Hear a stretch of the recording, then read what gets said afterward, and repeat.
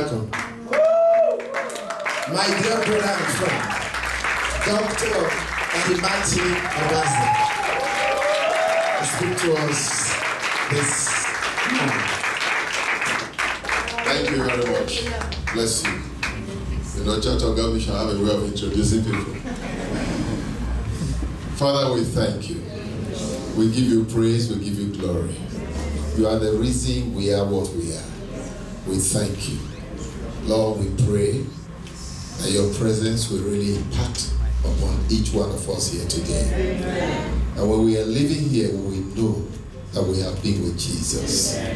Others will see us and recognize that these are people who have been with Jesus. Thank you, Father. Speak to us words that will turn our lives around for good. In Jesus' name. Amen. Amen. Praise the Lord. It's my joy to be here. Like my brother Global, who have been here several times. From the beginning, even before you were born as a church, I've been following up. And your pastor have been wanting me to be here. Wow. And one thing or the other has always made it not possible. But this time around, I decided that I must come today. I don't come to Abuja too often. I decided when I come today, I finish what we were doing on Friday. Most of my colleagues went back yesterday. I decided I will stay on to be with you. I'm glad to be with you. Really, I find it exciting. Looking at this whole complex, you wouldn't know that there's such a cozy place where people are meeting with the Lord and sharing good fellowship. And I'm also intrigued by the number of young people here. I was telling your pastor that I'm sure 80% or close to 90% of your members are young people. I come from a church where 50% are on the other side of 50. And that means there's a lot of future for you. And also means that there are a lot of young people you can also bring. It also means hope for this country when the young people are seeking the Lord, and especially when they are sharing their experience with their colleagues. I want to thank God for the older ones here, who are the mothers and the fathers of the place. I believe you are needed here. So I'm glad to be here. Thank you. Welcome. Thank you. Well, like my friend said, we've been together for so long. I'm sure when it mentioned 68, some people were looking like they need a history book. It was sounding so much historical.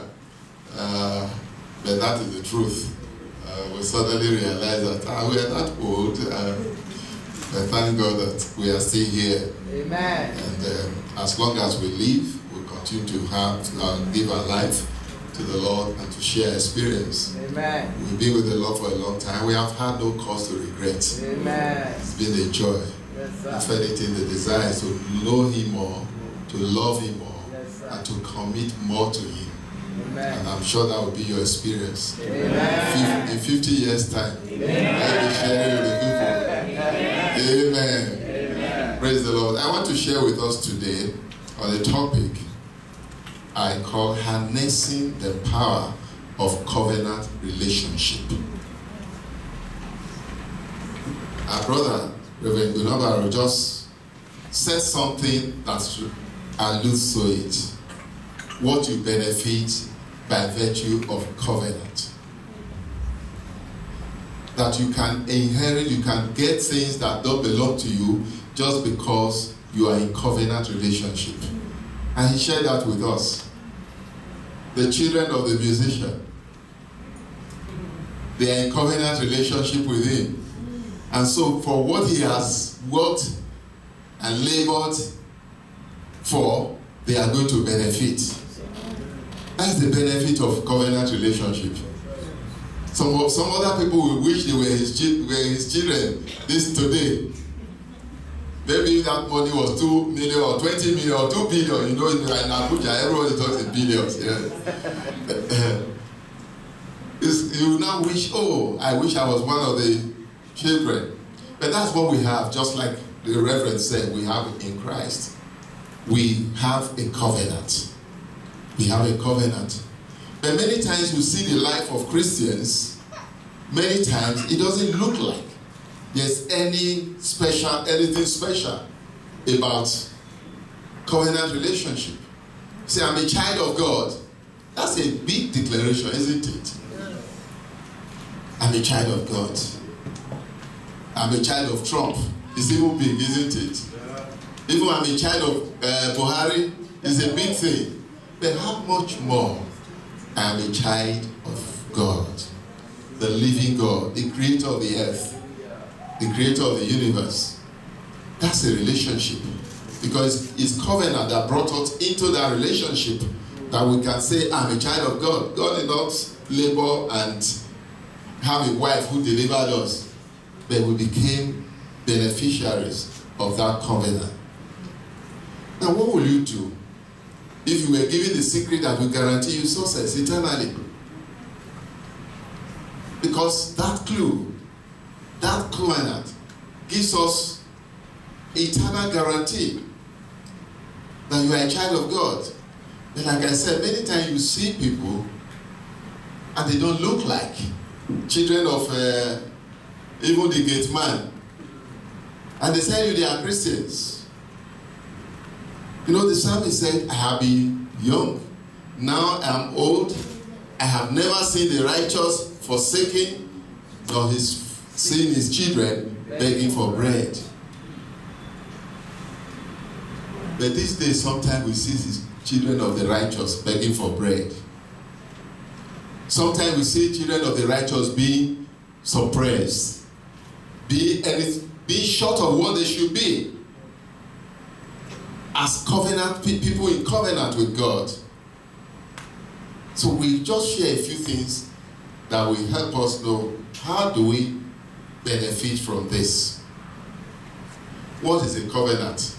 Well, it sounds like a big word, and it's not good to assume things. So covenant is a binding agreement. The lawyers are familiar with that, my sister. Also, you covenanted, you agreed. And in any agreement, there are usually two parties, isn't it? Minimum. At least two parties that make up an agreement. And everybody in that agreement, a proper agreement, the lawyer will say, everybody will have the rights and privileges that are entitled to them as a result of that agreement. They will also have responsibilities and commitments. Now, what we have with God is an agreement. God told Abraham in Genesis chapter 17, verse 18, he said, I will be your God and you will be my people. That's the Abrahamic covenant. The same thing is repeated in Jeremiah chapter 32, verse 38. I will be their God. This time it was not just for Abraham, but it was for all of us. Those who will continue along that line. I will be their God, and they will be my people. That was a commitment. Now, as a God to the people, there are responsibilities. If somebody has said, I'm going to be your God, there are responsibilities. You know, the younger ones they don't know much. Those of us who grew in the days where serving traditional religion was very prevalent, you will know that somebody will say Ogun is his God, or Shango is his God, or Oromila is his God. And many times they will make boast of it. That you will see what my God will do to you. And sometimes when they feel persecuted, they feel oppressed, and they feel under danger, they run to that God and say, are you no more my God? Sometimes they shake the bed. Wake up, my God, are you no more my God? Because they feel under pressure. Because they know the rights and the responsibility of their God. How come I'm hungry? Are you not my God? Where are you? How come I'm not protected? How come I'm facing danger? Because they recognize they are God. So when God said, I will be their God, he was taking on a responsibility. We can see a bit of it in Psalm 23. He said, the Lord is my shepherd. I shall not want. It makes me, he continues to declare the things God will do because God is his shepherd. Why is God his shepherd? Because God is his God. I shall not want. He said, even though I walk in the valley of the shadow of death, I will fear no evil.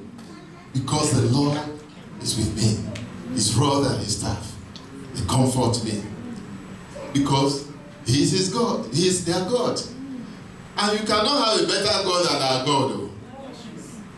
He is the Almighty God. In fact, he is the God of the gods.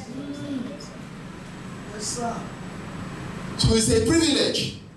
But many times, like I said, we do not look like people who have a God like our God. And that is important. Why is that so? Many times we proclaim what it means. Above only, you know that's our own, isn't it? Yes. Some other churches will have their own. Who will declare, I will be the head, I will not be the tail. These things are true. But many times, we are the tail, if we are to be honest. And why? Because there are things that slogans are not enough. Slogans are not enough. We need to know, when the angel came to Mary and said, you are going to give birth to a child. His name will be Emmanuel. It's not your pastor. Because he's going to do this and that. And Mary asked a very intelligent question. Who remember what the question was? He said, how shall these things be? Seeing that I don't know a man. I'm a virgin. And I don't intend to go and commit fornication just to fulfill your promise. So he said, how shall these things be? And that's a very important question.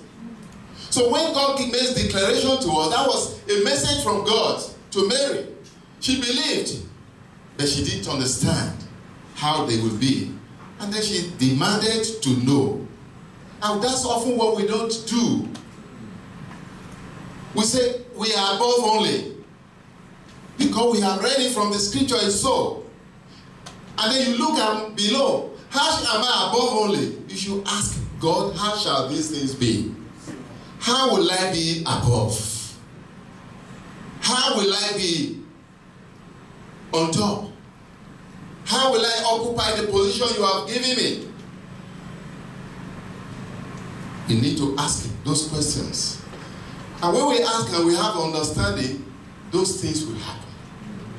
The Jews, I admire the Jews, The Jews, they have kept to their religion and the word that their fathers inherited from their childhood. Anywhere you go, if you go out and you see Jews, they are special people.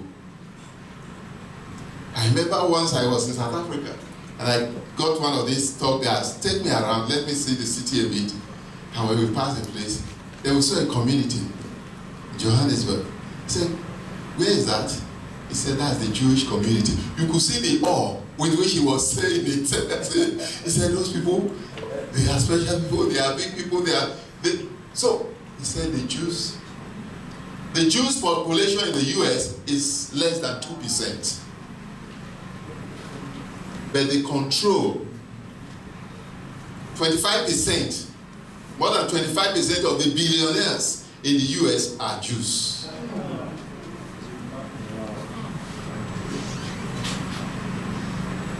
And the Jewish population worldwide is very small. As at 2005, hereabout, there were 900 people that have got the Nobel Prize. 20% of them were Jews. 180 out of 900 were Jews. Their population worldwide is less than 0.0 something percent. But why? The Jews control 90% of the US media. So when you hear of Fox News, CNN and everything, go and find out the real owners. They are Jews. So in fact, if you go down the streets, you probably see a book they call The Jewish Phenomenon. Because it's now something to study. What is responsible? And it's nothing, the thing that we are giving to them is nothing different from what has been given to us, because we are now the Jews. We are now the Israelites of God. We have been brought into the same thing. But they are kept to doing their thing, so they keep on, they pass on the tradition. So, to get to the meat of it, I've been talking around it. Let us, media people, if you can get for us, Joshua chapter 1. Let's read a few verses there. Just to say that the reason many times we come short of what God intends for us, fulfilling destiny, which is one of the things we declared this morning. The reason many times we come short is because many times we don't recognize. Please go to verse 6. We don't remember, or we don't recognize that every promise of God, there are conditionalities. There are conditionalities. Conditionalities in the days of Babangida, those who are old enough, they shook this country. IMF. The country wanted IMF loan to bail us out. And the IMF, well, we are ready to give you money, but there are conditionalities. And so the ASU, everybody, they went on strike. They don't want the conditionalities. The Greeks were the last to have that. They want the money, but they don't want the conditionalities. The IMF said you can't get the money without fulfilling the conditions. So there are conditionalities. So let's just read a few scriptures to illustrate the point here. It says, be strong and of good courage. For unto these people, he was talking to Joshua after the death of Moses, shall thou divide for an inheritance the land which I swear unto their fathers to give them. Verse 7. Only be thou strong and very courageous, that thou mayest observe to do according to all the law which Moses, my servant, commanded thee. Turn not from it to the right hand or to the left, that thou mayest prosper whithersoever thou goest. Then verse 8. This book of the law shall not depart out of your mouth, but you will meditate on it day and night, that thou mayest observe to do according to all that is written therein. For then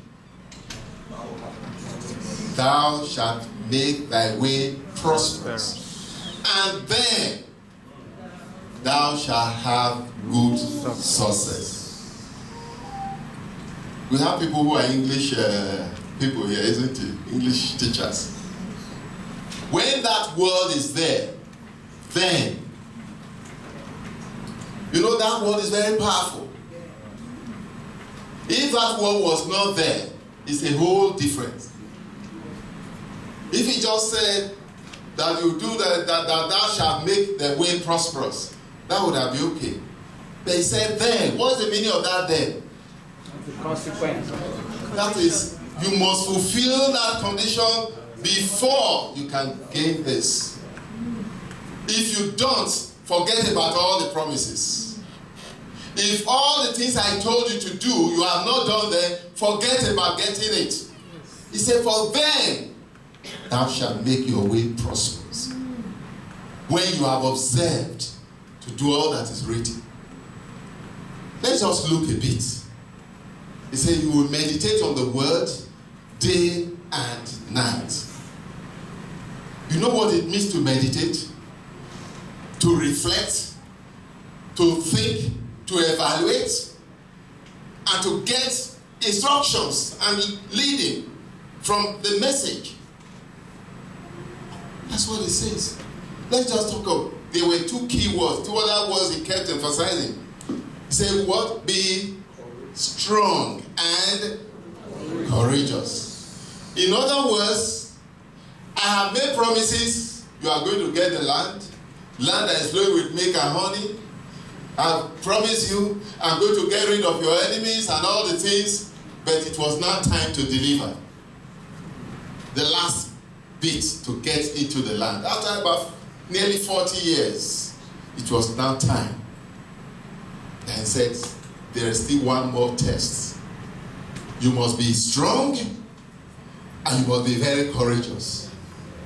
If you don't, he said, you will not get it. That is a condition. What does it mean to be strong? What does it mean to be strong? Because it wasn't just for the geographical land. It is for the destiny we are talking about. Fulfilling destiny. If we are going to fulfill our destiny, we need to be strong. We need to be strong. Strong spiritually.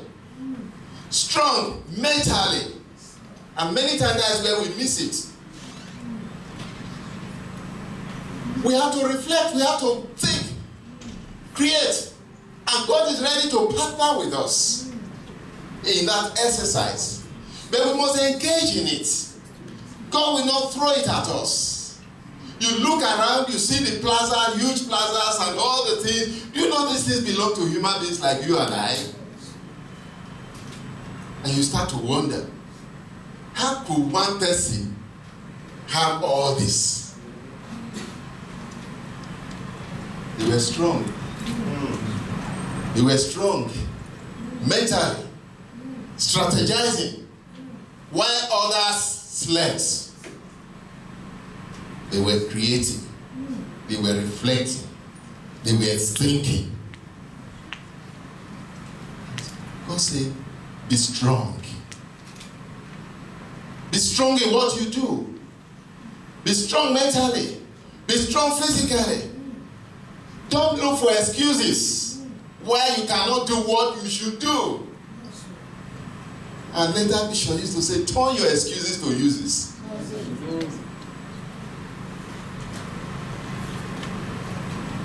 Be strong. If it requires reading, go and read. If it requires going for a course to be strong in your field, go and get it. So that they say the best engineer in this thing is this person. You are strong. When you get that, won't you be on top? You'll be on top. Even if they don't like your color, they don't like your face, but you discovered something that is vital, that nobody else has discovered because you were strong. While others, they say, be diligent. The diligent shall be a rule. That's what the Bible says. The diligent shall be a rule. How shall these things be? Be diligent. Then you will be a rule.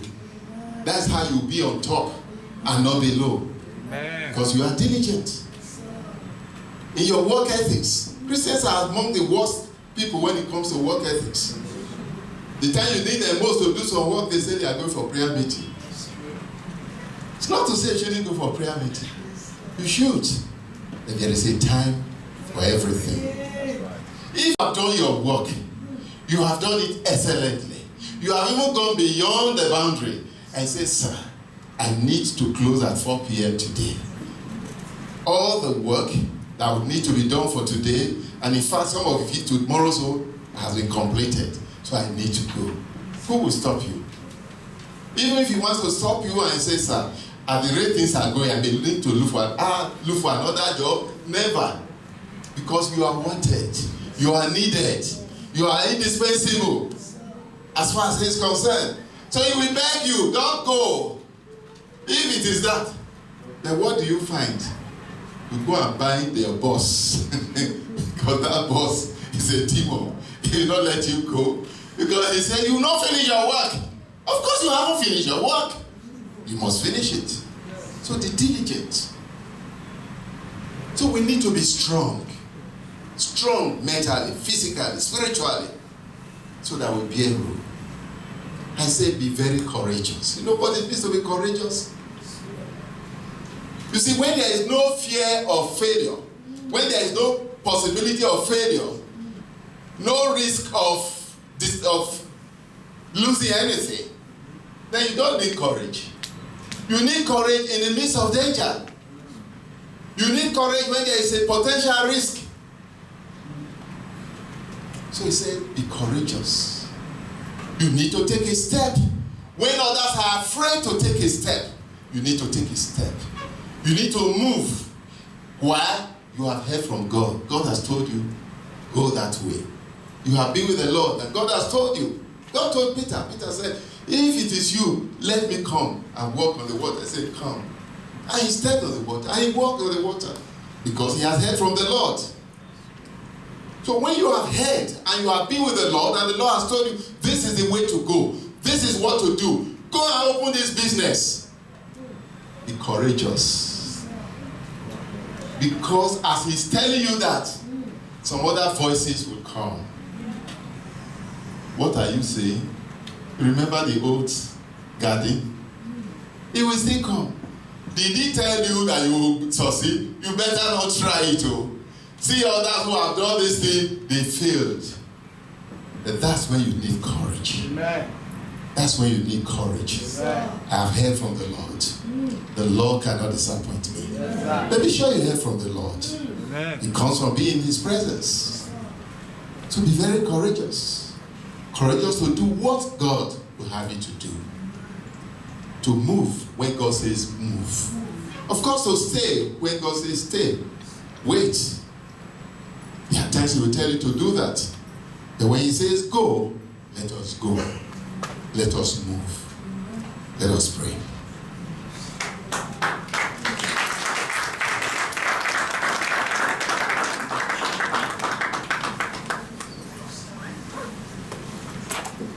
I believe the Lord has spoken to each one of us here today.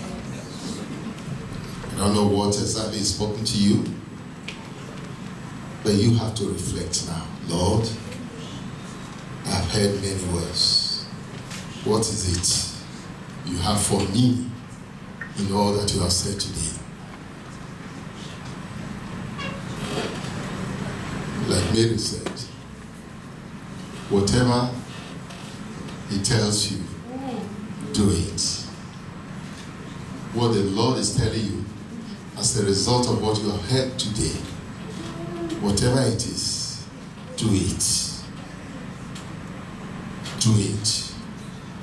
If he's telling you be strong, you are a student, you have a subject you are weak in, the Lord said be strong. Find out what it means to get strong in that subject. You will become the sought after in that subject. There is a course you want to do, or you are already doing. You are having challenges. There is a way. There's always a way with the Lord. Just only be thou strong. Was it that God has told you what to do, and you are afraid? You lack courage to go and possess that land that God has given you. Possess that destiny that he has espoused to you. Today God is saying, be courageous. Amen. In fact, he said, be very courageous. Amen. And move. Amen. And move. Amen. Go and do what is required to guarantee you success. If you need training, go and get it. Go and get it. But move, you must move. Don't stay where you have been. Move. Father, we thank you. Thank you, Jesus. Lord, we bless you. Yes, Lord. We give you praise, we give you glory. Thank you that you never make a promise you don't intend to keep. You have spoken to us today that we are children of covenant. You said as many as believed in him, to them you gave power to become your sons. I and your daughters too. Now that we are your sons, we are entitled to the privileges of sonship, which you have guaranteed us. Lord, today, you have assured us as we do the thing we need to do, especially as we make up our mind to be strong with you, be very courageous, that we will possess that which you have ordained for us. Let that be our portion. Let it be the portion of everyone here. Now today, you will open everyone's eyes to the field, to the destiny, to the purpose and the plan you have for us. And give us the grace, the confidence to walk into it and to possess that land. In Jesus' name. Amen. The Lord bless you.